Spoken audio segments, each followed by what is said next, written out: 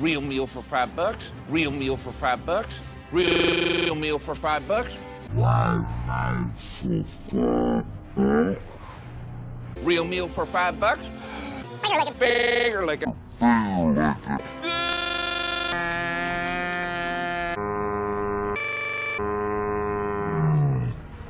It's not fair.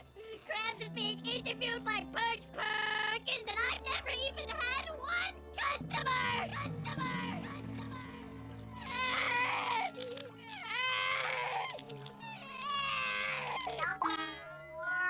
Oh, Karen, my computer. If only I could have managed to steal the secret success, the formula for the Krabby Patty.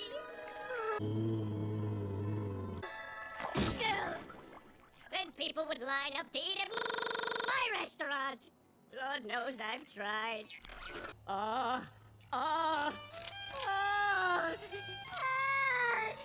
It's Harvey. It's diabolical. It's lemon-scented. This Plan C can fail. Because by tomorrow, I'll have the formula. then everyone will eat at the chub bucket, and I will rule the world. All hail Putin. All hail Putin. Pancakes, grits, and waffles, and I'm eating good way. Waffles and I'm eating good way. I mean good.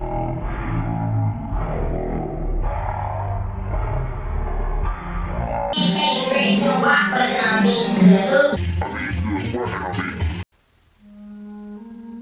Oh, there he is, Mr. Tate. He didn't tell you his name.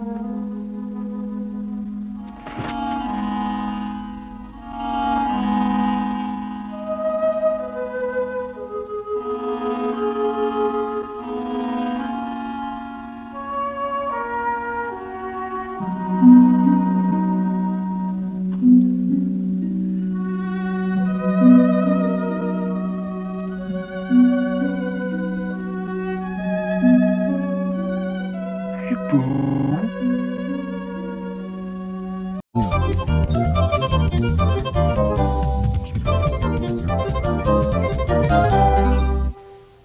Hello, and I'd like to welcome you to the 21st Joy of Painting series.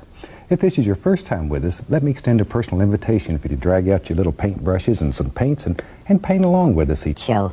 Or just drag a real easy chair and enjoy relaxing half hours. We play some of nature's masterpieces on canvas. And for those of you who've been with us for a while, thank you very, very much for inviting us back for another series of painting shows. Tell you what.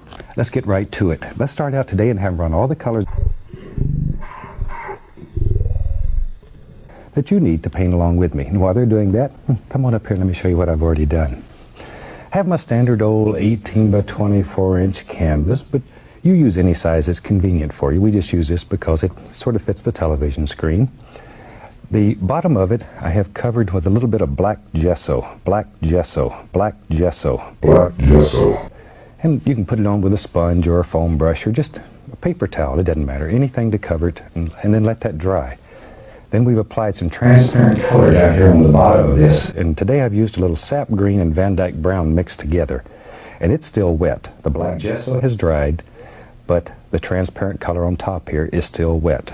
Okay, and then the top we've just covered with a little bit of liquid white, and it just makes the canvas nice and wet and slick, and it allows us to actually blend color on the canvas rather than working ourselves to death on the palette. So I tell you what, let's just take off and have some fun today. Let's start with this little 2-inch brush here. And we'll go right into a small amount of the phthalo blue. And all we do is just pull a little bit out and then tap it into the bristles. By tapping and turning the brush over, tap both sides. See, that assures a nice even distribution of color all the way through the bristles. And that's what we're looking for. And it's easy to add more color. But it's a son of a gun to take it away. So start with a little bit of color, and you can always add more if you need it. We'll go right up to the top of the canvas, and we'll just do some little X's, little crisscross strokes. And we'll work all the way across the top. Now the color is continually mixing with the liquid white, and it creates all those beautiful variations that we want. Let me put a little more color on the brush here. There we go. but start at the top and work down. And that way, our sky will get progressively lighter toward the horizon. And that's exactly what we're looking for. In a landscape, you want things to get lighter toward the horizon and darker as they can come away from the horizon.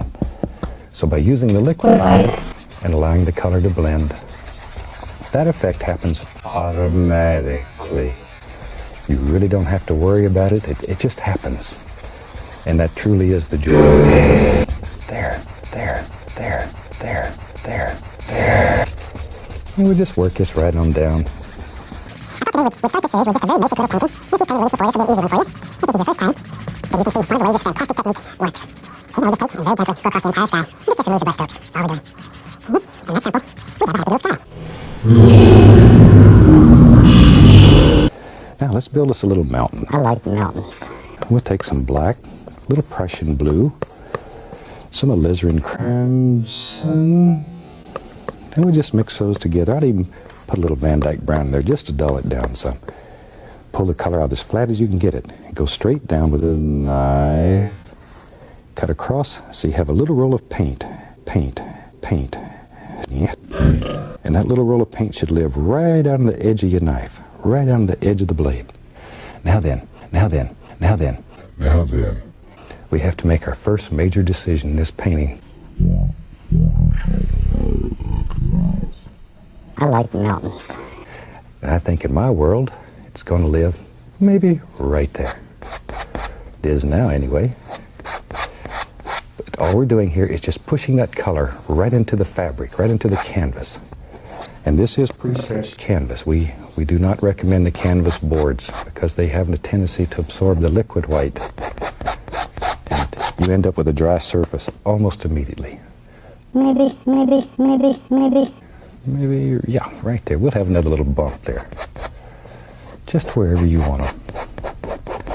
And painting is very individual. Everybody will see nature through different eyes, and everybody has their own idea of what a mountain should look like or a tree. All we want to do here is show you how to make these effects. What you paint is totally up to you. We just want to show you how to paint. Just to get you started. There. Now, using a big brush and very firm pressure, I want to pull this down. The only thing we're worried about right now is this nice outside edge. We could care less what's happening in here. But once again, because we have the liquid white on the canvas, and as you can plainly see, automatically as it goes down, it gets lighter and lighter in value. And once again, that will happen automatically when you have the liquid white on the canvas. And it's just an oil-based White paint. that allows you to do all of this. I like the mountains. But you can just blend it right on down, and already that mountain looks like it's almost sitting out there in the mist. Tell you what, let's wash the old brush. That's the fun part of this. That's the fun part. Shake off the excess. And just... I like the mountains. As I say, that's the part that's the most fun. There we go. Yo. Let's take some titanium white today. And we'll reach up here and I'll get a very small amount of the dark sienna. Don't want much, just a little dark sienna. A little bit. Maybe I'll even put a touch of the bright red in it. Oh, that's nice. I just want to flavor this a little. Just enough to flavor it a little bit. And when you do yours, you make the determination how much you want. Let me wipe the knife here. We just wipe our knife on a clean paper towel. Then we can cut off our little roll of paint again, so it's right on the edge of the knife. And let's go up in here. No pressure. Touch. And let that knife just float. Let it float. Right down the side of the mountain. Think about where light would strike. I like the mountains. Okay, let's go right in here. Zoom. Gotta make those little noises. There. Just pull. See there how easy that is, though? And you can change it to any color that you want it. Sometimes I like to do this with a gray color that looks like stones and rocks. And depends on where you live. maybe in your world, you don't want a mountain. Then you can paint this scene and it'll be very beautiful without a mountain. It's up to you. It's really up to you. As we mentioned earlier, painting is as individual as people are. There. Okay. Now then, we have to start thinking about little things. Maybe in my world, I think there's a little light going to strike right there. So we'll put a little touch of light there. We'll take some white. We'll use a little bit of that mountain color with it. And a little bit of phthalo blue with it. What the heck? Maybe a little more blue there. And with that, we'll make us a nice shadow color. Now this shadow color should be lighter than the base color that you put on your mountain. I like the mountains. But certainly darker than your highlights. So somewhere in between, you have to reach a happy medium. Once again, our little roll of paint. Okay, let's go up here. Now if this one's going to be the farthest away, we'll do this little rascal first. Put a little bit of shadow right there. All there is to it. Come distinctly through, and look how it pushed that little bit back. Bet you didn't realize you had that much power. But on this piece of canvas, you have total and complete power here. You can do anything that you want to do. You can move mountains. I like the mountains. Rivers, trees. You can determine what your world is like. There's a tremendous amount of freedom on this canvas. And that's what makes it fun. That's what makes it fun. Now then, and you can come back in here. See, this line is very straight. Now we can come back in here and we can put all kinds of little ridges and bumps and little places where the mountain goat would have to live up here. He's got to have a little home too. I like the mountains. All right, now maybe we'll get a little crazy. I like to do that. I just look for reasons to wash the brush.